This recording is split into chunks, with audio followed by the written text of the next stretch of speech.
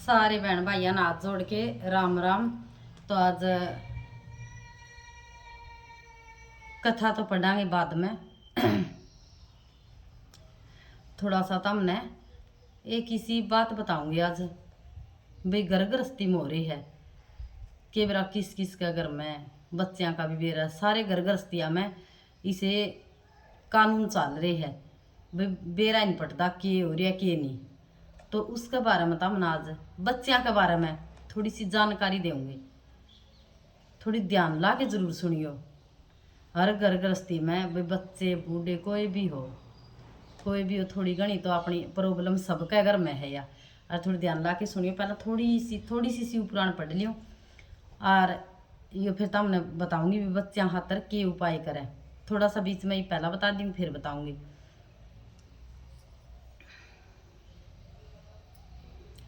एक तो गणखरी की बेबियान तो बेलपत्र चढ़ाने का भी कौन बेरा। भाई बेलपत्र क्यों कर चढ़ाया करे है। गणखरी की बेबियान ने जल चढ़ाने का कौन बेरा। भाई के चढ़ाना चाहिए के नहीं। तो बेलपत्र 3 पत्तियां आला लेना चाहिए हमेशा। 3 पत्तियां आला लेके ना सब भाई कोई कटिया फटिया नहीं होना चाहिए। भी टूटिया फुटिया कटिया फटिया कड़ियाँ तक भी कुछ कटिंग नहीं होनी चाहिए। दाग धब्बा का कोई भी मुरझाया या ऐसा नहीं होना चाहिए। 5 हो 7 हो 11 हो 21 हो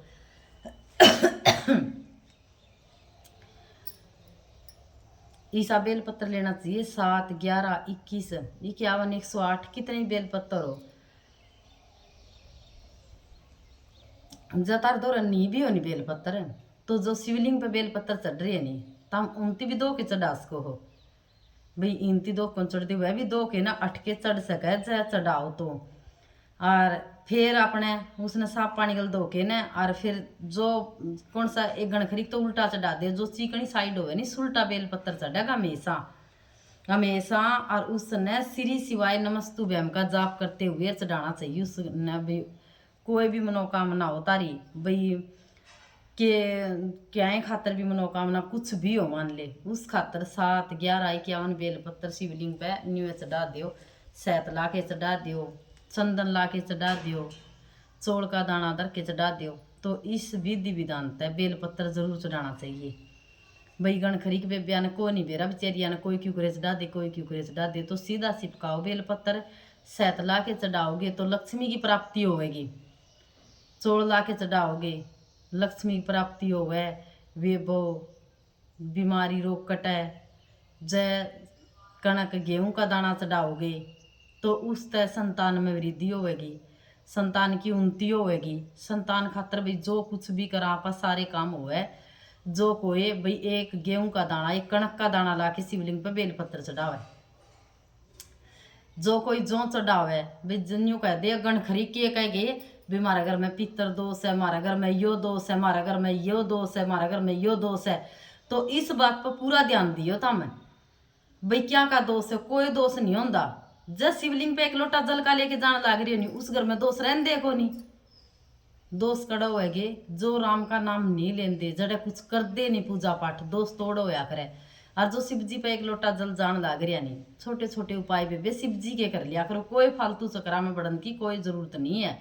भाई कोई ताने न्यू कह दे तारा काल सर्प दोष है। कोई तामने न्यू कह दे तारा पितर दोष है। कोई तामने न्यू कह दे तारा यो दोष है यो दोष है। तो उस बात में कुछ नहीं दरिया के करिया करो भी जिसका भी ये दोष बता तो जो जरूर चढ़ाया करो शिवलिंग पर। जो चढ़ाते ही सारे दोष अपना आप भाई मिट जिया है। जिस न्यू कह दे तारा यो घर है खराब है तारा यो घर है खराब है तारा यो घर है खराब है कोई घर है खराब नहीं होता। बाबा पे एक लोटा जल चढ़ा के नर जो जलाधारी का नीचे जो जगह है नहीं वहाँ नाली की उसका में जरूर हाथ मारिया करो। 5 बार मारो 7 बार मारो 11 बार मारो। उसमें मान ले 9 घर है 64 योगनी उसमें वास करे है। तो उस चीज में जरूर न्यू हाथ ला के न न्यू उसके ऊपर जरूर हाथ फेर के आया करो। तो तारी सारी मन्नत अपना आप पूरी होती चलेगी। छोटे छोटे उपाय बेबे शिव जी पे कर दी रहा करो। कोई फायदा को नहीं भाई कड़ियाँ उस और चाला ओड़ा चाला उसका दौर थोड़ा सा दिल टिकाओ बाबा पे दिल टिकाया तो सबकी में है। तो इसमें के लिख रखा है भी जिसके भी बच्चे गणे जिद्दी हो रही हो बच्चे भी जिद्दी हो रही है मानदे को नहीं उस और इतने वो कर लिए उपाय कर लिए सियाने सत्या दो रजा लिए भाई बच्चे गणे जिद्दी हो रहे मानदे को नहीं।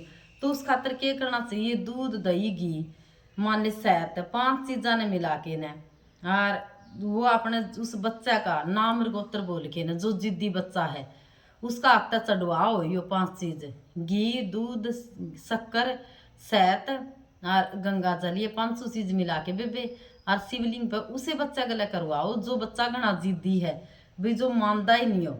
गर्ग सीता में लिखा है स्कंद पुराण की में। और दक्षिण दिशा की ओर बैठ के न, दक्षिण दिशा का नहीं बैठ के न, और उसका भाई महादेव का नाम लेके न, और मुख उत्तर की ओर होना चाहिए उसका। दक्षिण दिशा में बैठ के मुख उत्तर की ओर होना चाहिए। बैठ के न महादेव का कोई भी नाम ले लियो, ओम नमः शिवाय, श्री शिवाय नमस्तुभ्यम, नमः शिवाय ओम, कुछ भी हो जाप कर दे बच्चा पे। और ये पंचामृत जरूर चढ़वाओ।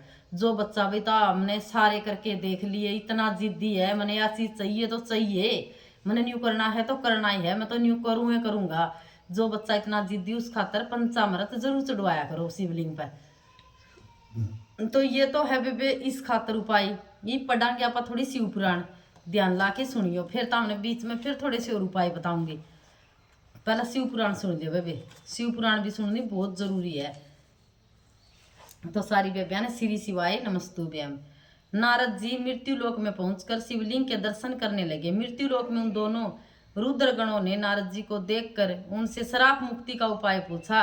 तब नारद जी ने बताया, रुद्रगणों, उस समय शिव जी की माया से मेरी मति मारी गई थी, इससे मोहवश मैंने तुम्हें श्राप दे दिया था, इसलिए अब श्राप से मुक्ति का उपाय सुनो।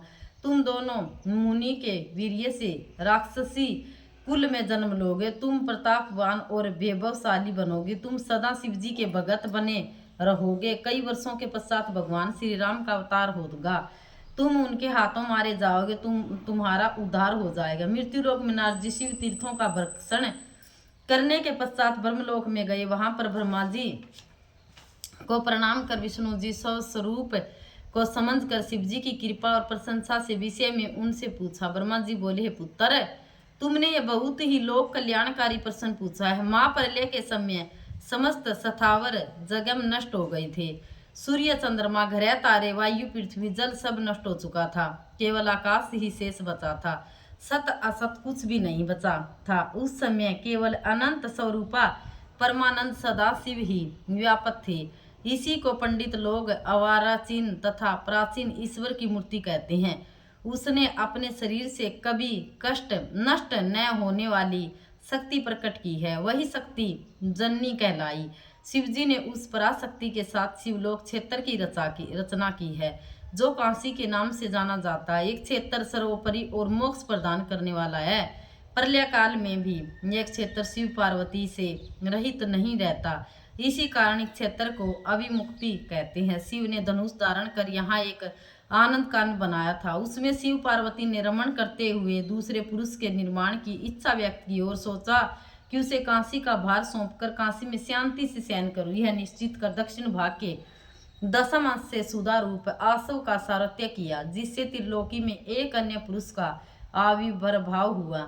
शिवजी ने उस पुरुष का नाम विष्णु रखा। शिवजी ने विष्णु को सर्व साधन प्राप्त करने के लिए तप करने को कहा। तप करने से विष्णु के शरीर में अनेक जलदाई प्रकट हुई। विष्णु ने थक कर शयन किया, फिर उनमें सभी तत्वों की उत्पत्ति हुई। इसके बाद संसार की पंचाभूत तथा पंच तन्मात्राओं आदि से सृष्टि हुई। ब्रह्मा जी ने नारद को बताया। नारद के जल से शयन करते समय शिवजी की इच्छा से उनकी नाभि में कमल की उत्पत्ति हुई, जिसका अंत योजन विस्तार और ऊंचाई थी। उनके साथ शिवजी से मुझे पैदा किया। मेरे 4 मुख, लाल मस्तक तथा त्रिपुंड धारण करने वाला था। मैंने उस समय कमल के अतिरिक्त किसी को नहीं देखा। मैं अपने तथा अपने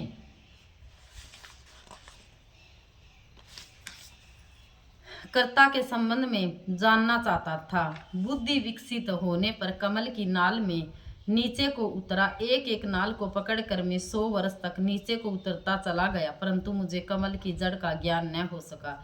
फिर नाल के रास्ते बाहर निकला तो कमल की कली मिली। उस समय मुझे एक वाणी सुनाई दी कि तप करो। मैं तप करने लगा। 12 वर्ष तक तप करने पर 4 भुजाधारी मंगल रूप वाले सुंदर विष्णु जी प्रकट हुए। मैंने उनसे पूछा, तुम कौन हो? संसार का कर्ता ब्रह्मा अविनाशी तो मैं विष्णु क्रोध में भरकर बोले, तुम्हारा कर्ता तो मैं हूँ, तुम मेरी नाभि से उत्पन्न मेरे अंश हो। यह चराचर संसार मुझ में शीतर है, तुम मेरी शरण में रहो, मैं सब दुखों से तुम्हारी रक्षा करूंगा। इससे हम दोनों में भयंकर युद्ध होने लगा। इसी बीच में हमारे मध्य में एक लिंग प्रकट हुआ। हम दोनों ने युद्ध को बंद करके उस लिंग को नमस्कार किया, तो वास्तविक रूप में दर्शन करके लिंग की स्तुति करने लगे।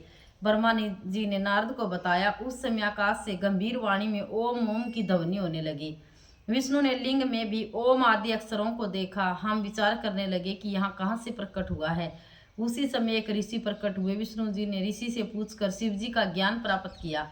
उन्होंने बताया कि एक ओमकार के द्वारा ही शिव जी को जाना जा सकता है। यह एकाश्वर ओम सत्य आनंद अमृत पराशत ब्रह्मा है।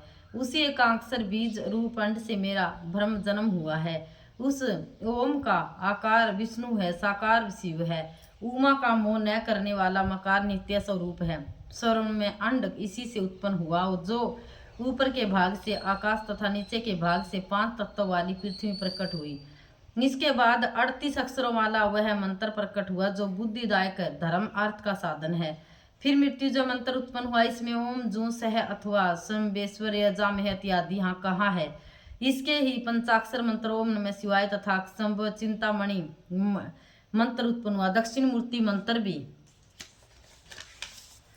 उत्पन्न हुआ। इसके पश्चात तथ्य मासी महावाक्य उत्पन्न हुआ। विष्णु जी ने इन सभी मंत्रों को जपना प्रारंभ किया और हम दोनों ने प्रसन्नताचित होकर स्तुति प्रारंभ की।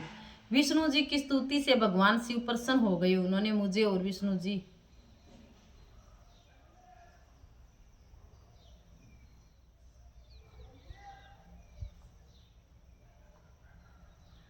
तुम बात की चिंता न करो, मेरा लिंग सदैव पूज्य है। इसी पूजा से तुम्हारा भी दुख दूर हुआ है। सभी प्राणी मुझे लिंग रूप में पूज कर अपने समस्त दुख दूर कर सकते हो। तरह तरह के फलों और मनोरथों को देने वाले हैं।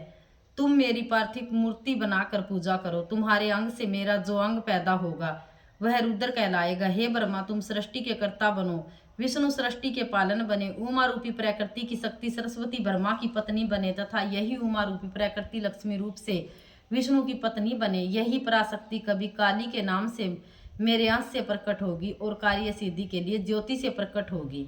आप दोनों की पत्नियां परम मंगलमय कहलाएगी। शिव जी बोले, हे विष्णु, तुम सदैव तीनों लोकों में पूज्य और मान्य रहोगे। ब्रह्मा द्वारा रची गई सृष्टि के लोगों के दुख दर्द को भी तुम दूर करोगे। अनेकों अवतार ग्रहण करके तुम जीवों का उद्धार करोगे।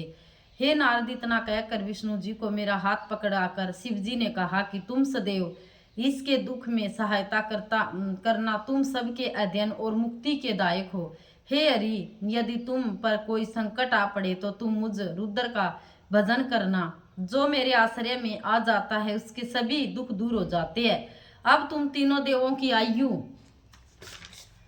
30 दिन का 1 महीना, 12 महीने का 1 वर्ष, 100 वर्ष का ब्रह्मा का 1 दिन है।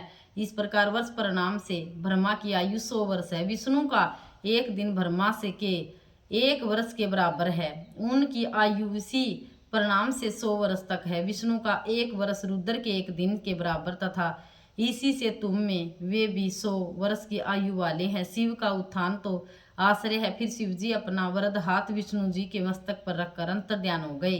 तभी से इस लोक में लिंग की पूजा का प्रवचन प्रारंभ हुआ। तो इसमें आज इसे का बारम्बार वर्णन कराया है। ध्यान ला के बेबे शिव पुराण जरूर सुनिया करो। रोज शिव पुराण सुन के न यार उसके उपाय करिया करो। छोटे छोटे उपाय है, कोई बड़े उपाय को नहीं। बेलपत्र के ऊपर चढ़ाना है, चावल के ऊपर चढ़ाना है, शहद के ऊपर चढ़ाना है, किस खातर चढ़ाना है, किस दिन किस चीज खातर चढ़ाना है, यो सारा आए रोज थोड़ी थोड़ी बात जरूर बताया करूंगी भाई।